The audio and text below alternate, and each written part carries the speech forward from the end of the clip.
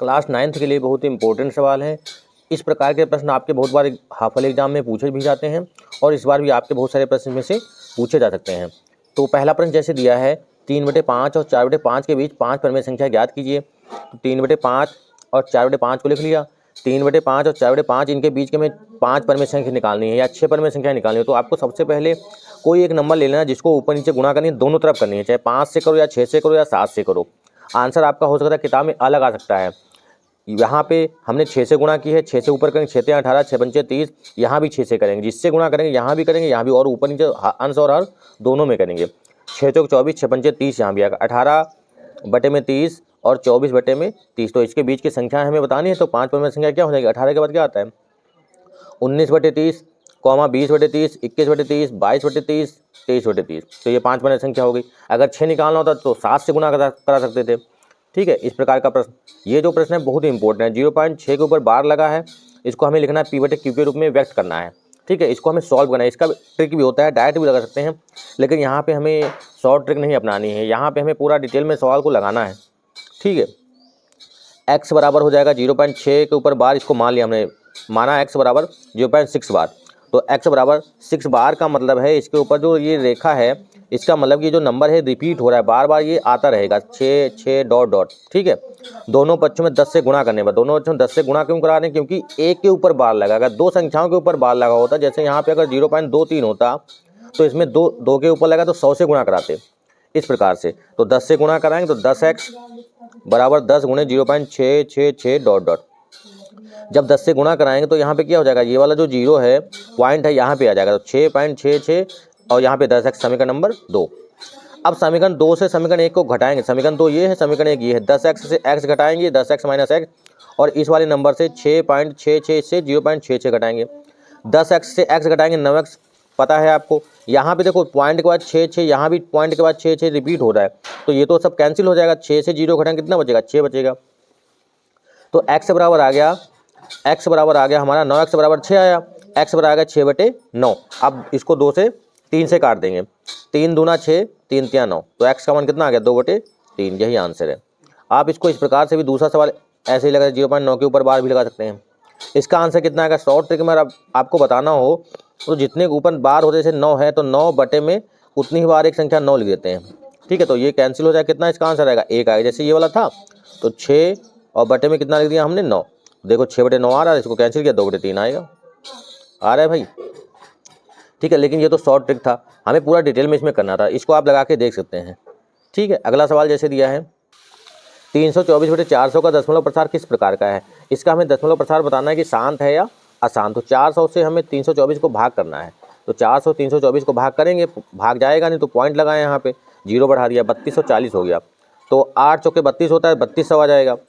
तो 400 बचेगा, 3240 से यहाँ पे 0 से 0 का 0, 4 बचा, यहाँ पे फिर पॉइंट तो लगाए, 0 बढ़ा 400 हो गया, 400 एकदम 400।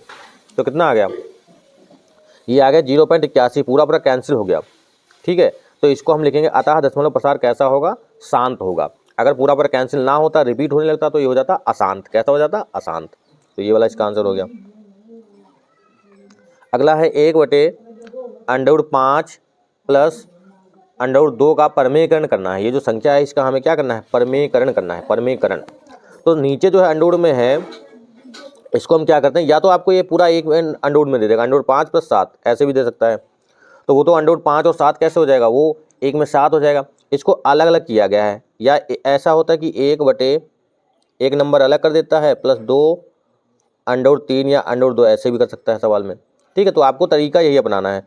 √5 + √2 है, इसको नीचे प्लस है तो ऊपर माइनस से गुणा कराएंगे, और नीचे अगर माइनस होता तो ऊपर नीचे दोनों जगह प्लस से गुणा कराते। तो √5 + √2 था, तो √5 - √2 से ऊपर, √5 - √2 से नीचे, इससे गुणा करा दिए। अब इसकी गुणा जब 1 से कराएंगे तो इतना ही आएगा। नीचे 2 नंबर बन गए, देखो √5 + √2, √5 - √2। अब ये बन गया सूत्र a² - b² बराबर a - b, a + b होता है a - b a + b, एक बार माइनस में है एक बार प्लस में है, और ये सूत्र होता है a² - b²। चाहे तो इसकी गुणा भी करा लेंगे, तब भी आएगा। √5 का स्क्वायर 5 आएगा, √2 का स्क्वायर 2 आएगा। 5 से 2 घटाया 3, तो ये वाला इसका आंसर है। क्योंकि ऊपर तो कुछ भी नहीं करना है, ऊपर तो √5 - √2 बटे में क्या है? 5 - 2 3 आ गया। अगला सवाल है 3 प्लस √3 और 3 माइनस √3 को सरल करना है, सरल कीजिए। ये भी सेम फार्मूला आपका बन गया a प्लस बी, एक बार प्लस में है एक बार माइनस में है, ये सूत्र बन जाएगा a square minus B square. तो 3 का स्क्वायर माइनस √3 का स्क्वायर, 3 का स्क्वायर 9 होता है, √3 का स्क्वायर का मतलब √3 गुणे √3, तो सिर्फ 3 बचेगा। तो 9 माइनस 3 कितना बच गया, इसका आंसर आ गया 6। 9 माइनस 3 इसका आंसर आ गया 6। अगला सवाल है सरल करना है 64 की पावर 1/2। 64 की पावर 1/2 का मतलब है इसको हमें फैक्टर करना है पहले 64 का, उसके बाद जो इसका मान आएगा उसको सॉल्व करना है। तो पहले 64 को 2 से कैंसिल किया, 2 3 6, 2 दूनी 4, 64 32 में 64 होता है, फिर 16 दूनी 32, 2 एकम 2, 2 छंग 12, एक बचा था ना यहाँ पे, 2 बटे 16, 2 चौके 8, 2 दूनी 4, 2 एकम 2, 1 2 3 4 5 6, तो 2 की पावर कितना हो गया 6। तो 2 की पावर यहाँ पे हमने लिख दिया 6 गुणे में पावर 1/2 पहले से दे रखी है, 1/2, 2 से 6 को काटेंगे, 2 3 6, तो 2 की पावर कितना हो गया 3। 2 की पावर 3 का मतलब 2 3 6 नहीं लिखेंगे यहाँ पे, 2 को 3 बार गुणा करेंगे, घात दे रखी ना ये, 2 गुणे 2 गुणे 2, तो 2 दूनी 4, 4 दूनी 8, तो इसका आंसर आ गया 8 हो गया। अगला है 11 की पावर 1/2 और बटे में 11 की पावर 1/4, यहाँ पे बटे में दे रखा है, तो आधार यहाँ पे सेम है, जब आधार सेम होगा तभी इस तरीके ये वाला तरीका लगाएंगे।